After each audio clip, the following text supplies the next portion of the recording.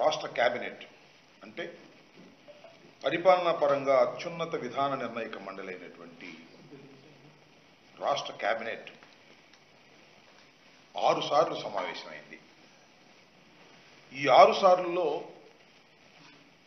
Cabinet సమావేశం తీసుకున్నటువంటి నిర్ణయాలు ప్రజలకు ఉపయోగపడేవిగాను లేదా రాష్ట్ర అభివృద్ధికి దోహదపడే విధంగాను లేకపోగా స్కాములు సృష్టించడానికి, అదేవిధంగా లోకేష్ బాబు గారి ట్యాక్సులు వేయడానికి, ఉన్న పథకాలను పీకి వేయడానికి ఇలాంటి సమావేశాలను ఉపయోగించుకోవటం చాలా దురదృష్టకరంగా నేను భావిస్తున్నా. చంద్రబాబు నాయుడు గారు వచ్చిన తర్వాత చంద్రబాబు నాయుడు గారు వచ్చారు, స్కాములు తెచ్చారు. చంద్రబాబు నాయుడు గారు వచ్చారు, ప్రజల్ని ముంచారు. చంద్రబాబు నాయుడు గారు వచ్చారు, ఇచ్చిన వాగ్దానాలను ఎగ్గొట్టారు. ఇలాంటి ప్రచారం జరుగుతున్నటువంటి సందర్భం. నిన్న చాలా విచిత్రంగా చంద్రబాబు నాయుడు గారు ప్రభుత్వం ఒక నిర్ణయం తీసుకుందట. అదేమిటి అంటే వారి ప్రభుత్వం గురించి వారు గొప్పగా చెప్పుకోవాలి అని చెప్పుకోవాల్సింది ఆయనే.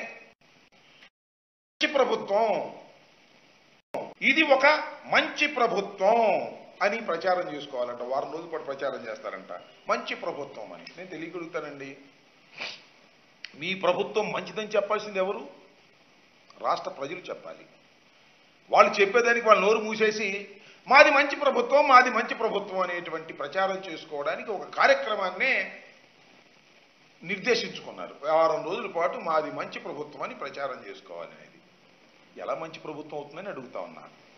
నీకు 15,000, నీకు 15,000, నీకు 15,000, నీకు 18,000, నీకు 18,000, నీకు 18,000, ఇదిగో ఇప్పుడు వచ్చిన అని చెప్పి మోసం చేసినందుక మీది మంచి ప్రభుత్వం అని అంటున్నా. లేదు, వాలంటీర్లకు 5,000 కాదు, జగన్మోహన్ రెడ్డి గారు 5,000 ఇచ్చాడు, మేము 10,000 ఇస్తామని ప్రచారం చేసుకుని ఎన్నికల్లో ఓట్లు వేసుకొని వాలంటీర్ వ్యవస్థని రద్దు చేశారో ఉంచారో అర్థం కాకుండా త్రిలంకు స్వర్గంలో పెట్టి మమ్ముల్ని మీద విమర్శలు చేయడానికి ఇదే మంచి ప్రభుత్వం అని అడుగుతా ఉన్నా. అంతేకాదు, వరదలు వస్తే గేట్లు ఎత్తే ముందు ప్రజలకు కనీసమైనటువంటి సమాచారం ఇవ్వకోకుండా అనేక మంది ప్రాణాలను బలిగొన్నటువంటి మీ ప్రభుత్వం ఎలా మంచి ప్రభుత్వం అవుతుంది అని అడుగుతా ఉన్నా. ఇన్ని స్కాములు, ఇన్ని గందరగోళాలు, కొత్త మద్యపాన సిస్టమ్ను తీసుకొచ్చి దోపిడీ చేసుకోవడానికి ప్రయత్నం చేసేటటువంటిది మీది మంచి ప్రభుత్వం ఎలా అవుతుందని అడుగుతా ఉన్నా. మంచి ప్రభుత్వం అని మీరు ఓదరగొట్టుకోవడం, మీరు డప్పాలు కొట్టుకోవడం తప్ప ప్రజలు ఎక్కడా కూడా ఇది మంచి ప్రభుత్వం, బ్రహ్మాండంగా ఉంది, జగన్మోహన్ రెడ్డి గారి ప్రభుత్వం పోయిన తర్వాత ఈ ప్రభుత్వం వచ్చింది, మేము హాయిగా ఉన్నాం అనుకోవడంలా. జగన్మోహన్ రెడ్డి గారి ప్రభుత్వాన్ని ఎందుకు దించేశాము అని పశ్చాత్తాపడే విధంగా మీ 100 రోజుల పరిపాలన ఉంది అనేది చాలా స్పష్టమైనటువంటి విషయం అని ఈ సందర్భంగా నేను మనవి చేస్తున్నాను. అంతేకాదు, రాష్ట్ర ప్రభుత్వం కొత్తగా వచ్చింది. వస్తే నేను మనవి చేస్తున్నా, జగన్మోహన్ రెడ్డి గారి ప్రభుత్వం వర్షాలు వస్తాయని, వర్షాలు వచ్చినప్పుడు ఇసుక దొరకదని 80 నుంచి 85 లక్షల మెట్రిక్ టన్నుల ఇసుకను తీసుకొచ్చి స్టాక్ యార్డ్స్లో పెట్టారు. ప్రభుత్వం మారింది. ఏం చేశారండి చంద్రబాబు నాయుడు గారు? నేను అడుగుతా ఉన్నా. మీరు మీ ప్రభుత్వంలో ఉన్నటువంటి ఎమ్మెల్యేలు, కొత్తగా వచ్చిన ఎమ్మెల్యేలు మొత్తం ఇసుకను అమ్మేసుకున్నారుగా. సుమారుగా 60 లక్షల మెట్రిక్ టన్నుల ఇసుకని అమ్మేసుకున్నారు. మొత్తం ఫ్రీగా తీసేసుకున్నారు, వాళ్ళే అమ్మేసుకున్నారు, డబ్బులు వేసేసుకున్నారు. ఇది పెద్ద స్కామ్ అని మనం చేస్తున్నాం. ఇవాళ ఉచిత ఇసుక అన్నారు. ఎక్కడైనా ఉచితంగా ఇసుక లభిస్తుందా? ఒక ట్రాన్స్పోర్ట్ ద్వారా మాత్రమే దానికయ్యే ఖర్చు తీసుకుంటామంటున్నారు. తడిసి మోపిడవుతుంది. చాలా చోట్ల మా ప్రభుత్వం, జగన్మోహన్ రెడ్డి గారి ప్రభుత్వం అధికారంలో ఉన్నప్పుడు కన్నా ఎక్కువ రేట్లకు ఇసుక సప్లై అయ్యే దీన స్థితికి మీరు నెట్టబడ్డారు ప్రజలంటే మీది మంచి ప్రభుత్వం?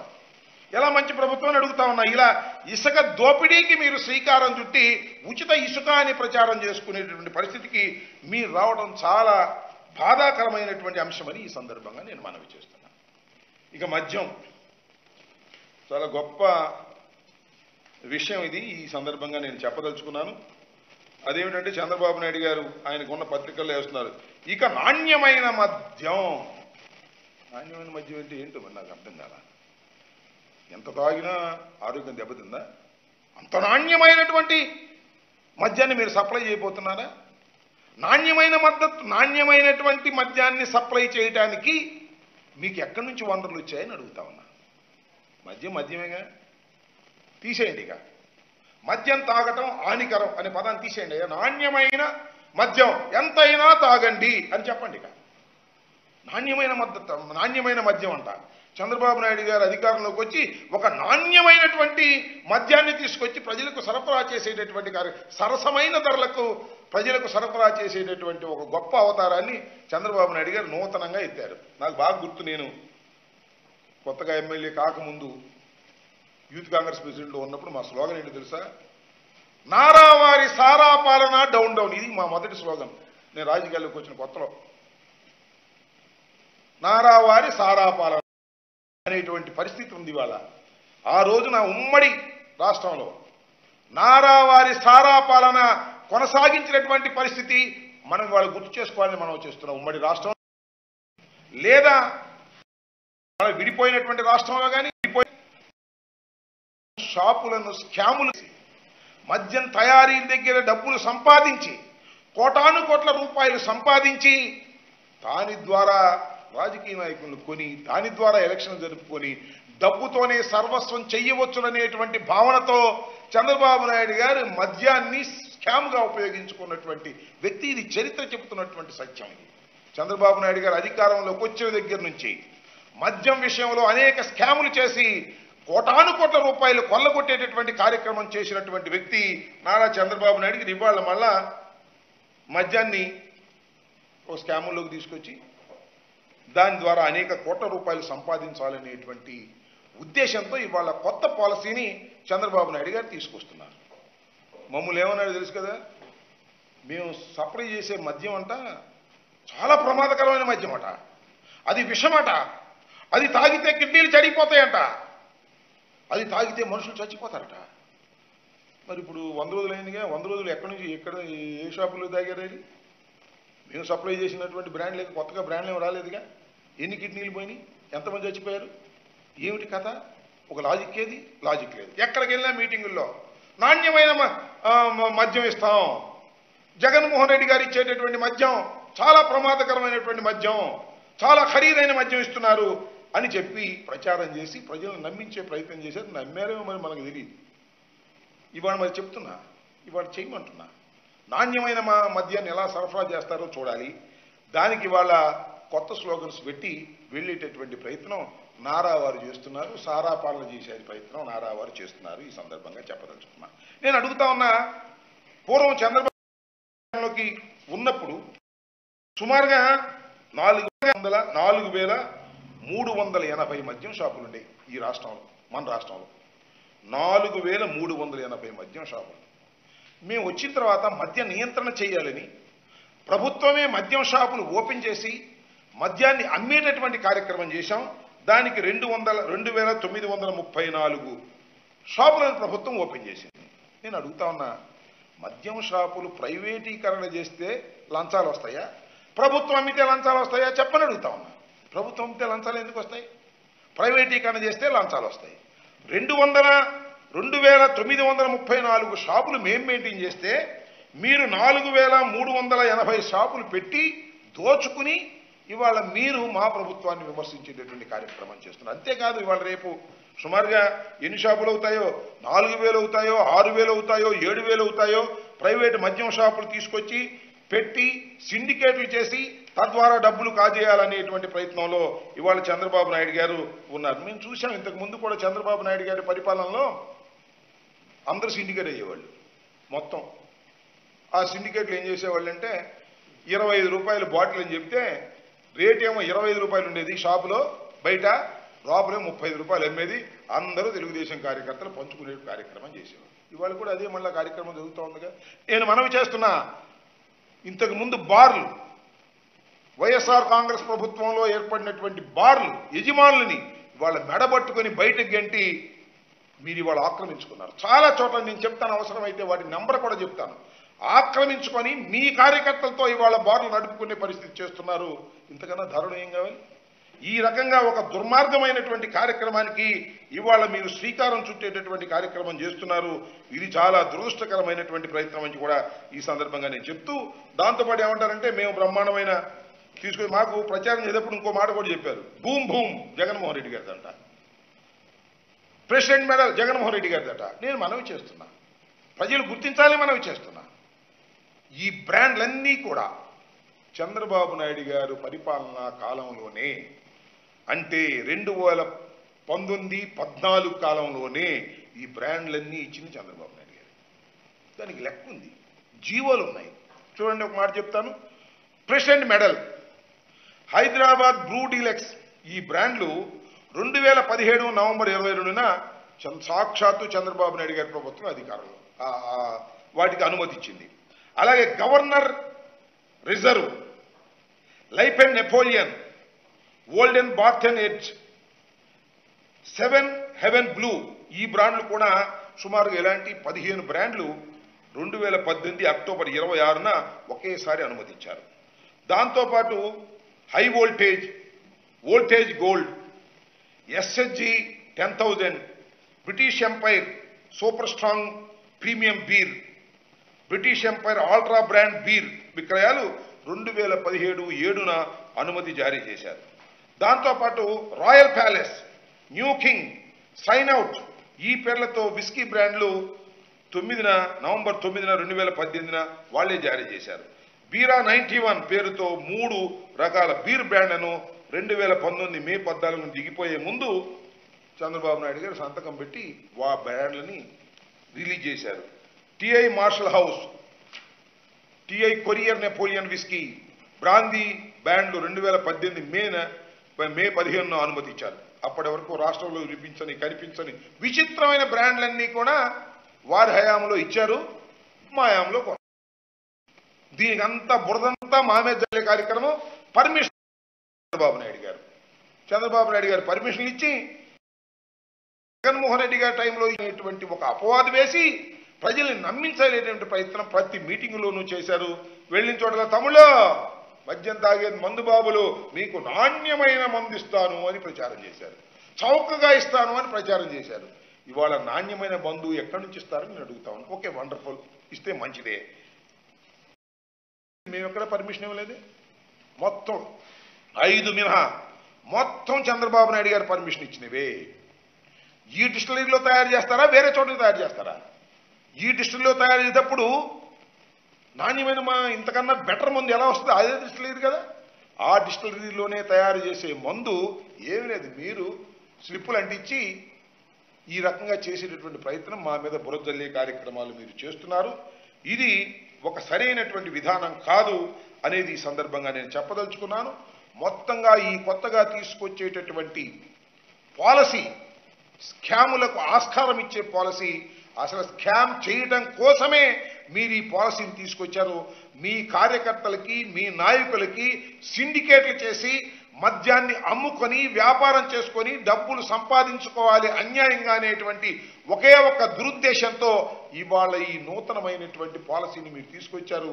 ప్రభుత్వమే ఇటువరకు అమ్మేది. ప్రభుత్వమే అమ్మినప్పుడు ఇంకా ఎక్కడ మిస్చీఫ్ చేయడానికి అవకాశం లేదు. ఇవాళ ప్రైవేటు వ్యక్తుల చేతుల్లోకి తీసుకువెళ్ళేటటువంటి పరిస్థితి మీరు చేస్తున్నారంటే ఇది స్కామ్కు దోహం చేసేటటువంటి కార్యక్రమం అని కూడా ఈ సందర్భంగా నేను చెప్పదలుచుకున్నాను. ఇంకపోతే నిన్న క్యాబినెట్లోనే చాలా సుదీర్ఘమైన చర్చ జరిగినట్టుగా ఆ పత్రికల్లో వచ్చాయి. ముఖ్యంగా వారి ప్రియమైన పత్రిక ఈనాడులో జగన్ భారీ చైర్మన్గా ఉన్న సాక్షి పత్రికకు దోచిపెట్టారు. ప్రభుత్వ సొమ్మంతా కూడా సాక్షి పత్రిక దోచిపెట్టారట. ఆ సాక్షి పత్రిక జగన్ భార్య చైర్మన్గా ఉన్నారట. సరే, మరి వాళ్ళకి తెలిసిందో తెలియకో మరి ఆమెమి చైర్మన్ కూడా కాదు, ఈవెన్ డైరెక్టర్ కూడా కాదు. Board will do all the functions in the Sakshi. Sakshi అనే పత్రిక నేను మీకు ప్రత్యేకంగా చెప్పవలసిన అవసరం లేదు. డాక్టర్ వైఎస్ రాజశేఖర రెడ్డి గారు సాక్షి పత్రికను తీసుకురావాలని తాపత్రయపడి తీసుకొచ్చినటువంటి మహానుభావుడు. ఎందుకు తీసుకొచ్చాడు సాక్షి పత్రికని? చంద్రబాబు నాయుడు గారి చేతిలో ఉన్నటువంటి అన్ని పత్రికలు, ముఖ్యంగా ఈనాడు, ఆంధ్రజ్యోతి వారి గుప్పెట్టో పెట్టుకొని రోజు కథ రాసి ప్రజల ముందుకు పంపేటటువంటి ప్రయత్నం చేసి విష ప్రచారం చేసేటువంటి కార్యక్రమం చేస్తున్నారు అనే విషయాన్ని తెలుసుకొని ఆ రోజు గుర్తుండే ఉంటుంది రాజశేఖర రెడ్డి గారు, దివంగత రాజశేఖర రెడ్డి గారు ఆ 2 పత్రికలు అని చెప్పేవాడు. ఆ 2 పత్రికల వాయిస్ వేరే రకంగా పోతుంది కాబట్టి నిష్పక్షపాతమైనటువంటి వాయిస్ వెళ్ళాలని సాక్షి పత్రికను తీసుకొచ్చినటువంటి గౌరవనీయుడు దివంగత రాజశేఖర రెడ్డి గారు.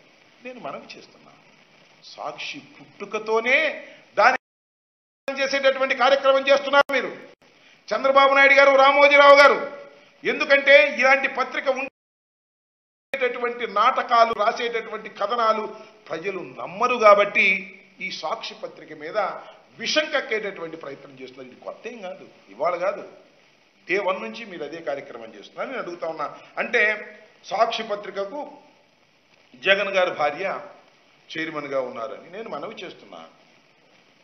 జగన్ గారి భార్య శ్రీమతి భారతి గారు ఆమె మీద అక్కసు ఎంత కావాలో అంత కక్కుతా ఉన్నారు.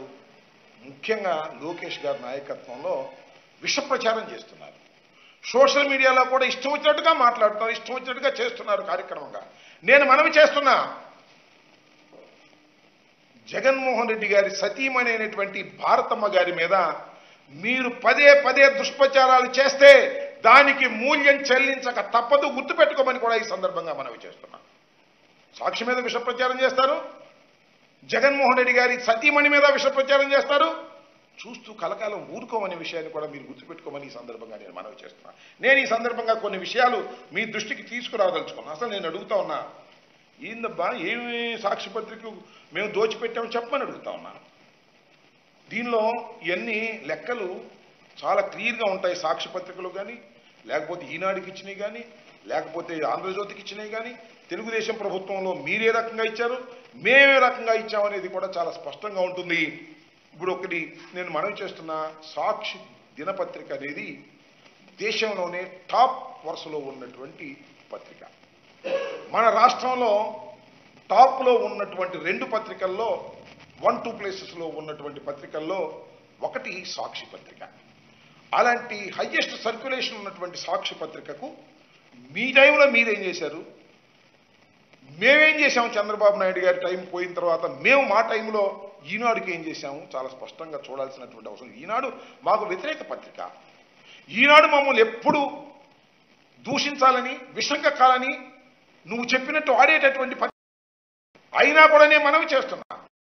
వైఎస్ఆర్ ప్రభుత్వం అధికారంలో ఉన్నప్పుడు నిష్పక్షపాతంగా వ్యవహరించేటటువంటి కార్యక్రమం మేము దోచుకునే కార్యక్రమం చేయలేదు అనేది కూడా ఈ సందర్భంగా నేను చాలా స్పష్టంగా చెప్పదలుచుకున్నాను.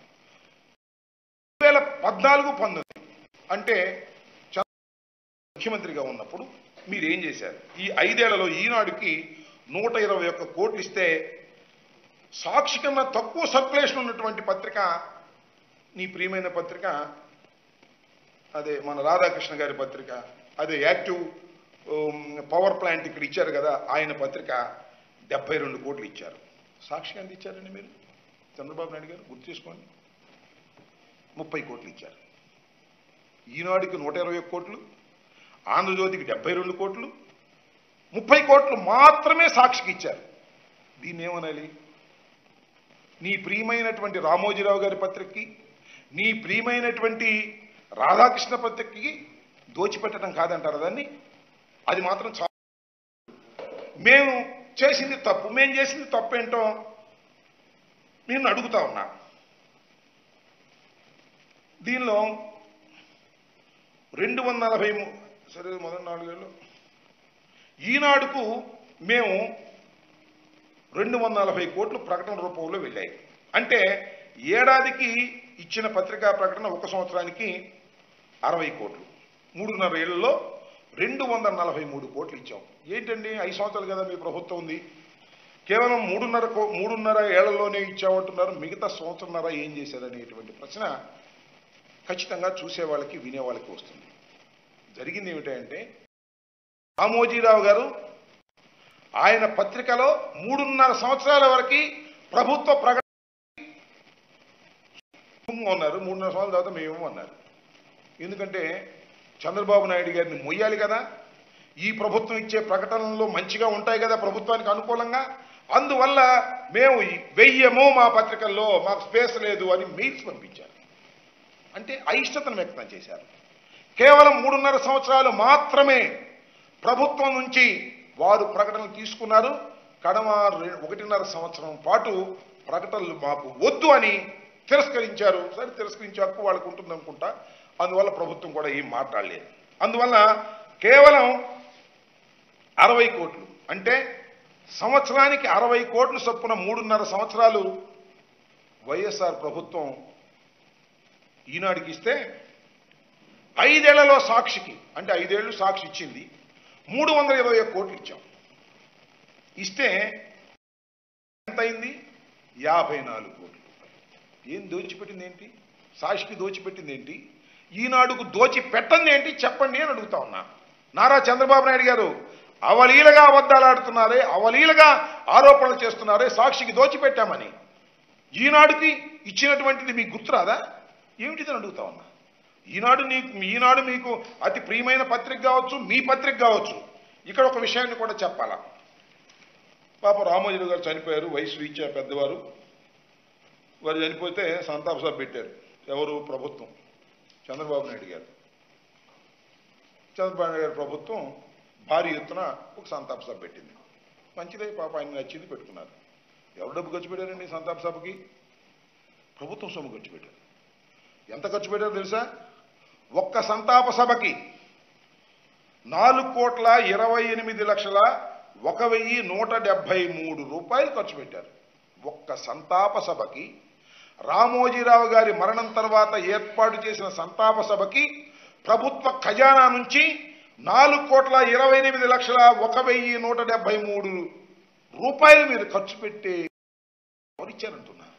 రామోజీరావు గారు మీకు సన్నిహితుడైతే మీరు ఖర్చు పెట్టేస్తారా? రామోజీరావు గారు సంభూతుడా? సమాజ సేవ చేశారా? చనిపోయారులే పాపం, ఆయన అంటాం మంచిది కాదనుకో, అయినా చెప్తున్నా, సమాజ సేవ చేశారా? Is a white collar criminal. Chit fund కంపెనీలు, రామోజీ ఫైనాన్స్ ఇలాంటివి నడిపి ప్రజల దగ్గర నుంచి దోచుకున్నాడని అనేక కేసులు ఉన్నాయి. సరే, అఫ్ కోర్స్ ఆ కేసులన్నీ మీరు విత్డ్రా చేసుకోవాలని వాళ్ళ కోర్టులో ప్రయత్నం చేశారు, విత్డ్రా చేసుకున్నారు. అయినా ఎవరు ఊరుకోరనేది కూడా ఈ సందర్భంగా నేను మనవి చేస్తున్నాను. 4,28,00,000 రూపాయలు అంటే చిన్న విషయం కాదు ఇది. మొన్న పవన్ కళ్యాణ్ గారు ఉప ముఖ్యమంత్రిగా చెప్పారు, ఏమని? దాన్ని బ్లీచింగ్ పౌడర్ తాగడానికి డబ్బులు లేవు అని. ఆయన 4 కోట్లు ఇచ్చాడు చందా. ఈయన 4 కోట్ల రూపాయలు రామోజీరావు గారి సంతాప సభకు ఖర్చు పెట్టారు. ఏమిటి దుర్మార్గం అంటున్నా. నీకు నచ్చితే నువ్వు ఎంతైనా దోచేస్తావా? ఇవాళ మమ్మల్ని సాక్షి దోపిడీ చేసింది, సాక్షి అనేటువంటి మాటలు మీరు మాట్లాడటం చాలా దురదృష్టకరమైనటువంటి ఈ సందర్భంగా నేను చెప్పదలుచుకున్నా. ఏంటంటే ఇంకొక అంశం, నిన్న కేబినెట్లో బీసీలకు 33% రిజర్వేషన్లు అని ఒక తీర్మానం చేశారు. అయిపోద్దా? నేను అడుగుతా ఉన్నా, మా సాయిరెడ్డి గారు బీసీలకు 33% అని ప్రైవేట్ బిల్లు పెడితే ఆ రోజున ఎందుకు సపోర్ట్ చేయలేదు మీరు? నిజంగా మీకు శక్తి ఉంటే ఇన్ని నాటకాలు ఆడతారండి మీరు. కాపుడు రిజర్వేషన్ అన్నారు, కాపుడు ఇస్తామన్నారు, ఎగ్గొట్టారు కదా. ఇలాంటి డ్రామా ఒకటి ఆడి బీసీలని వాళ్ళని ఆకర్షించాలని ప్రయత్నం చేస్తున్నారు. మీరు మోసపూరితమైనటువంటి మీ నిర్ణయాలను నమ్ముతారని మీరు అనుకోవడం చాలా దురదృష్టకరమని కూడా ఈ సందర్భంగా నేను చెప్పదలుచుకున్నా. ఇకపోతే వాలంటీర్లు, నేను అడుగుతా ఉన్నా, వాలంటీర్లు ఎంత మోసం చేశారండి చంద్రబాబు నాయుడు గారు? మీరు వెళ్ళిన చోటల్లా వాలంటీర్కి ఆయన కూడా చెప్పినట్టున్నాడు, నీకు 15,000 నీకు 15,000 చెప్పిన ఆయన కూడా. వాలంటీర్లో ఇక మేము భయపడాల్సిన అవసరం లేదు, మేము వస్తే మీకు 10,000 ఇస్తాం. పాపం ఆశ కదా పాపం, మేము 5,000 ఇచ్చాం, 10,000 ఇస్తారని ఆశపడ్డారు. 10,000 పోయే, 5,000 పోయే, ఇవాళ బజార్ను బడి తిరిగేటటువంటి పరిస్థితి ఏర్పడింది. ఇంత నమ్మక ద్రోహం ఈ ప్రపంచంలో ఎవరైనా చేయగలుగుతారా చంద్రబాబు నాయుడు గారు? మీరు తప్ప.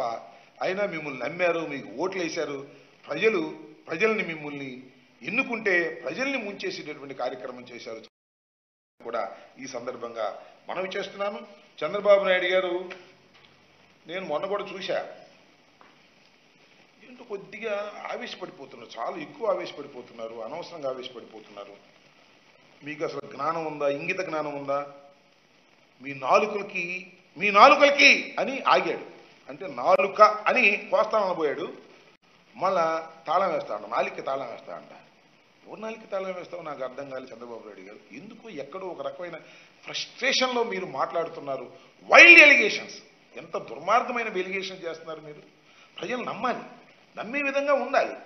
నమ్మసఖ్యంగానేటువంటి ఎలిగేషన్స్ ఇవాళ మీరు చేస్తున్నారు. ఏమంటున్నారంటే ప్రకాశం బ్యారేజీని పగలగొట్టేసేయాలని 3 పడవలను పంపేసి అందరినీ ముంచేసి కృష్ణా గుంటూరు జిల్లాను సర్వనాశనం చేయాలని జగన్మోహన్ రెడ్డి గారు ప్రయత్నం చేశారనేటువంటి మాట మీరు మాట్లాడుతున్నారు. దానికి ముందు ఇందాకే మా సుబ్బారెడ్డి గారు చెప్పారు. ఏమిటి ఆరోపణ నాకు అర్థం కాల. తిరుపతి లడ్డూ ప్రసాదం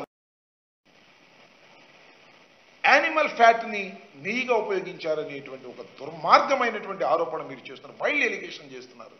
ఎంతమంది భక్తులు ఉన్నారు ఈ దేశంలో, శ్రీవారి భక్తులు, వాళ్ళందరికీ ఒక రాంగ్ మెసేజ్ పంపించేటటువంటి తప్పుడు అభిప్రాయం కలిగించే విధంగా ఆధారాలు లేని ఆరోపణలు చేస్తున్నారు. ఇది చాలా దురదృష్టకరమైనటువంటి అంశమని కూడా ఈ సందర్భంగా నేను మనవి చేస్తున్నాను. దానితో పాటుగా చంద్రబాబు నాయుడు గారు ఈ బుడమేరుకు సంబంధించినటువంటి ఫ్లోలో ఎక్కడైతే ఏరియా ఉందో దాన్ని కూడా బాగు చేస్తాం అనేటువంటి మాట మాట్లాడతారు. మంచిదే, బాగు చేయాల్సిందే. నిన్న కూడా ఆయన పేరేంటి నారాయణ గారు చెప్పారు బుడమేరంతా రీమోడలింగ్ చేస్తామని. నేను అడుగుతా ఉన్నా, బుడమేరు వస్తే మునిగిపోయే ప్రాంతాలు ఆక్రమితం అయ్యాయి కాబట్టి మన డిప్యూటీ సీఎం గారు పవన్ కళ్యాణ్ గారు కొంచెం ఇంక్రిమెంటల్గా అవన్నీ కూడా ఆక్రమించుకున్నారని. చంద్రబాబు నాయుడు గారు అంటే ఇంక్రిమెంటల్గా కాదు, వైఎస్ఆర్సీపీ వచ్చిన తర్వాత ఆక్రమించుకున్నారనేటువంటి తప్పుడు మాట ఒకటి మాట్లాడుతున్నారు. ఆ ఇంక్రిమెంటల్గా ఆక్రమించుకున్న ప్రదేశాలను ఖాళీ చేసి సక్రమంగా ఆ కోర్సు వెళ్లే విధంగా చేస్తామని అంటున్నారు. మంచిదే, సంతోషం, మాకేం అభ్యంతరం లేదు. నేను తెలియగలుగుతానండి చంద్రబాబు నాయుడు గారు. కృష్ణానది వస్తే 11,42,000 క్యూసిక్లు వాటర్ వస్తే మీ ఇల్లు మునిగిపోయిందే. ఒక అక్రమమైనటువంటి నిర్మాణంలో మీరు ఉంటున్నారే. మీరు ముందు మీ ఇంటిని కూలగొట్టుకొని, అది మీ ఇల్లు కాదనుకోండి, మీ ఇల్లు ఖాళీ చేసి తరువాత ఈ బఫర్ జోన్లో ఉన్నటువంటి ఇళ్లను కూలుస్తామంటే ఎవడన్నా నమ్ముతాడు. కానీ లేకపోతే వాడిల్లు కూలిస్తే నిన్ను ఒప్పుకుంటారా? కూల్చాల్సిన నీ ఇల్లు కూలకోకుండా ఎదుటివాడి ఇల్లు కూలిస్తే ఎవరైనా ఒప్పుకుంటారా? చంద్రబాబు నాయుడు గారు గుర్తుపెట్టుకోమని మనం చూస్తున్నాం. ఆదర్శప్రాయంగా కనీసం కనిపించడానికన్నా ప్రయత్నం చేయండి. ఒక అక్రమమైనటువంటి కట్టడంలో కృష్ణానది ఒడ్డున కరగట్టుకు దిగువన నివసిస్తున్నటువంటి మీరు నీతులు చెప్పే హక్కు మీకు లేదనే విషయాన్ని మీరు దరిచేసి మర్చిపోవద్దని ఈ సందర్భంగా నేను చెప్పదలుచుకున్నాను.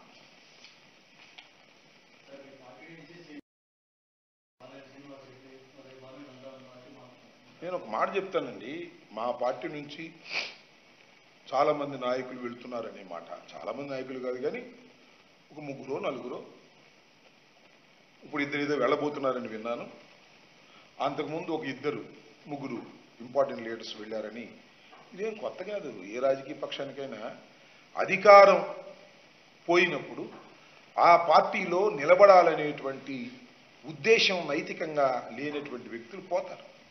చంద్రబాబు నాయుడు గారు అధికారంలో లేనప్పుడు ఆ పార్టీ నుంచి ఎంతమంది పోయారు? మేము అధికారంలో లేనప్పుడు 23 మంది శాసనసభ్యులే వెళ్ళిపోయారు. ఏమైందంటున్నా? ప్రజల నిర్ణయాలని ప్రభావితం చేయగలిగిన శక్తి పార్టీలు మారే వాళ్లకు లేదు. పార్టీలు మారేవాళ్ళు వాళ్ళ నైతికతే పోతుంది తప్ప మరొకటి కాదని మనవి చేస్తున్నాం. అధికారంలో ఉన్నప్పుడేమో జగన్మోహన్ రెడ్డి గారు బాగా నచ్చాడు. అధికారం పోయేటప్పుడు జగన్మోహన్ రెడ్డి గారి పద్ధతులే నచ్చలేదు. ఏంది ఇది నాకు అర్థం కాల. ఎవరైనా సరే నేను పేర్లు చెప్పదలుచుకోనా. ఇప్పుడంట జగన్మోహన్ రెడ్డి గారి పద్ధతి నచ్చలేదంట. అధికారంలో ఉన్నప్పుడు జగన్మోహన్ రెడ్డి గారి పద్ధతి నచ్చిందట. అధికారం పోయేటప్పుడు జగన్మోహన్ రెడ్డి గారి పద్ధతి నచ్చలేదట. అందుకని అధికారంలో ఉన్న పార్టీలోకి వెళ్ళిపోతారట. మీ నైతికత మీరు పాడు చేసుకుంటున్నారు. అలాంటి ప్రజలు తిరస్కరిస్తారు తప్ప వారిని ఆదరించాలనేటువంటిది సత్యం. ఇది నేను చెప్పే సత్యం కాదు, ఇది చరిత్ర చెప్పిన సత్యం. వెనక్కు తిరిగి ఒకసారి చూసుకోండి. పార్టీ మారిన వాళ్ళలో 100 మందిలో 99 మంది ప్రజలు తిరస్కరించారు. ఎక్కడో 1 అరా లోకల్గా ఉన్న సిచ్యువేషన్ ప్రకారం గౌరవించారేమో తప్ప పార్టీ మారిన వాళ్లకు రాజకీయ భవిష్యత్తు ఉండదు. చాలా స్పష్టంగా ఇవాళ చెప్తున్నాను. Note this point. ఒక 4 సంవత్సరాల తర్వాత 5 సంవత్సరాలు చూడండి, వాళ్ళకి ఏ గతి పడుతుందో ఆలోచన చేయమని కూడా ఈ సందర్భంగా నేను చెప్పదలుచుకున్నాను. ఓకే.